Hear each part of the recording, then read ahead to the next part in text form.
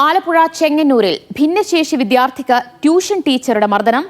6ാം class വിദ്യാർത്ഥിയെ tuition teacher ചൂരലുകൊണ്ട് 14 തവണ മർദ്ദിച്ചു. ചോദ്യോത്തരം എഴുതി കാണിച്ചില്ലെന്ന് പറഞ്ഞായിരുന്നു ക്രൂരത.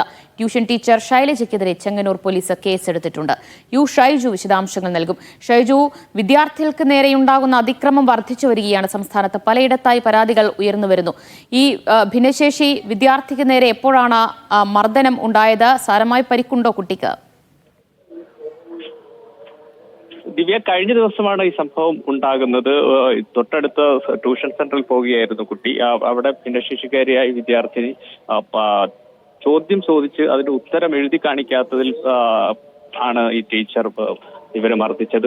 ചൂരൽ കൊണ്ട് കുതിരെ കാലിൽ തല്ലുകയായിരുന്നു. കാലിലും തൊടയിലും ചൂരലിന്റെ പാടുകളുണ്ട്.